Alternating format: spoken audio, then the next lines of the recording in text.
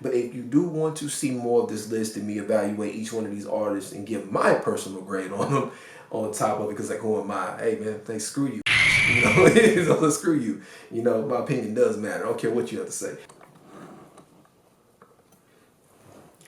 All right, what's going on? Today we're going over Kool Moe Dee's report card.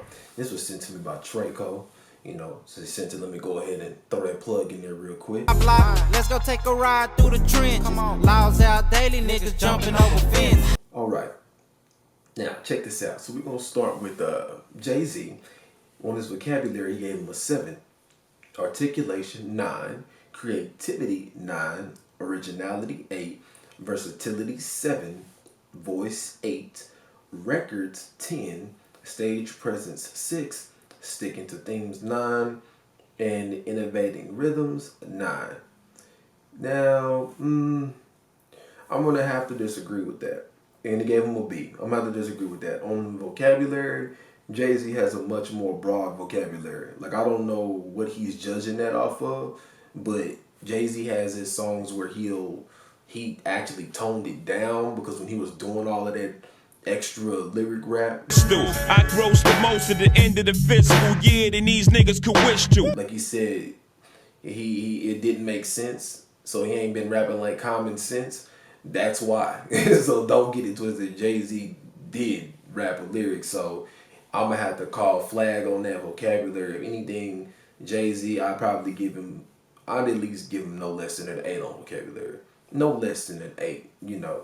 Now the articulation, I can see that 9. Creativity, not so much. Jay-Z is not very creative. I'll give him maybe on creativity a 7. I think in my opinion, I'll give him a 7.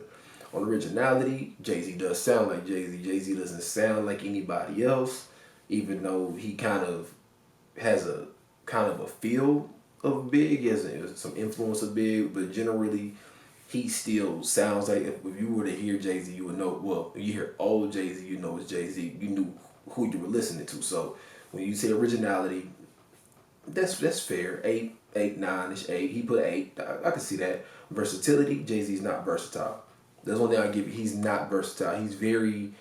He can be on different songs, but when he gets on these songs, he still sounds like, it's like when you put a person in a role in a movie where, I got it, Superbad. You remember on Superbad, you had the dude who was kind of geeky, and he was a dude singing the song, the real goofy skinny guy. He was a dude on Arrested Development. You know who I'm talking about. You know which one I'm talking about. Not the chubby dude, but the skinny dude who got locked in a room with the dudes getting all doped up, and they were all drunk, and he was like panicking and had to sing the song because he mistaken him for his other friend. Right. That dude. That's how Jay-Z is in all his songs. Like, he can fit on it. But he's going to always be Jay-Z. Like, Jay-Z he cannot capture another song. And how can I put this? I'm trying to phrase it well enough to get across what I'm trying to say here. He cannot fit the song with a universal feel. Like, for example, if you had somebody like, because he can't do it either, Tech Nine. Tech Nine's a prime example. Like, Tech Nine, when he hurting, you feel he's immersed in the hurt. Or whatever it is, I will never forgive. And so, we're down deep, I sift highs and lows. I bring peace when I spit live and shows. Wish I could take it all together forever. When he's energetic and he's clubbing, he's energetic. He drink and be merry, man, and miss me with all that bullshit. And he feels like he's at the party. Like it like Tupac, like Dear Mama, like you can see you're back, but my plan is to show you that I understand. He was talking to somebody, Smile. I live my life a legend, immortalized the bitches. You can feel the despair. What's another one? California Love. You can feel it when he act like he kicked the door down and out on bail, fresh out of jail, California dreaming. Start rapping. You know what I'm saying? He was a part of the track. He was not just on the track. He was immersed in the track. You know what I'm saying? So on that versatility, on Jay, I'm gonna have to.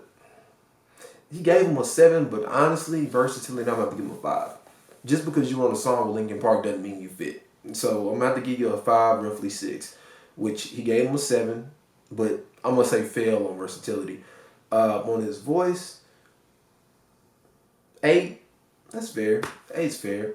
On his records, 10. No, I'd give him 8.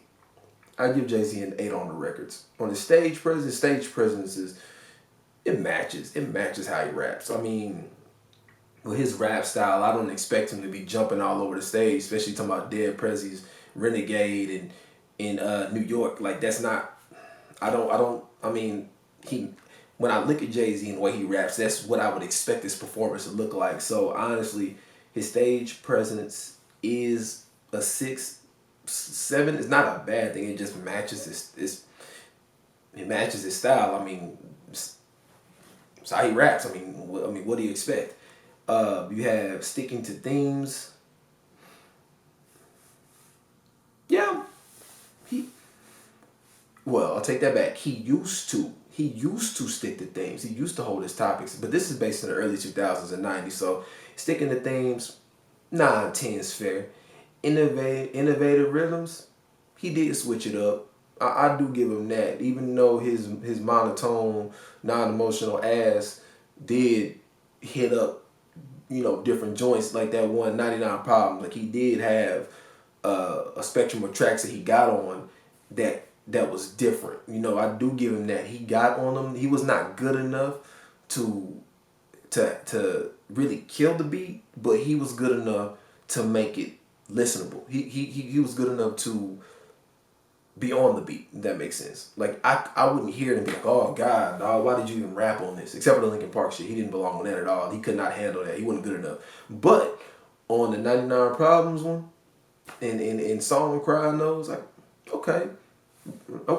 I could see that. But like feeling it and all that, solid. Like when he was in his element, when he was in his zone with the best of both worlds, R. Kelly and all that stuff, he was in there. When he was in his zone, he was in there, right? If you want to see more of this list and see me go over more of these artists, because again, I am a 80s, 90s baby. You know what I'm saying? So all these rappers on here, I was a part of the golden era of hip hop. So I can't give my professional outlook on it, and it will be accurate because I'm very universal in everything I listen to. I'm not like these other people who critique rap but don't listen to everything. I even listen to these mumble rappers too. It's trash, but I still give it a chance. But I say, hey, for who you make it for, hey, it's cool. For who you make it for, you ain't making it for me. Nigga, I'm old. I ain't my old head, nigga. I ain't trying to listen to that young ass shit. But when I hear it, I can hear why a young person would listen to it. I'm like, okay, that makes sense. So I'm not a hater, for one. But if you do want to see more of this list and me evaluate each one of these artists and give my personal grade on them on top of it, because like, who am I? Hey, man, they screw you, bitch. So screw you. My opinion does matter. I don't care what you have to say. But he gave Jay-Z a B. That's fair. I can see that. I could see Jay-Z getting a B on that report card. Maybe B plus. That's fair. I give him that. Now this new Jay-Z, not so much. But the one, the 90s 2000 Jay, I could see B plus. That's cool. That's fair. But anyways, I'm out. My dedication and my study of the sword was for no one but myself. Until now.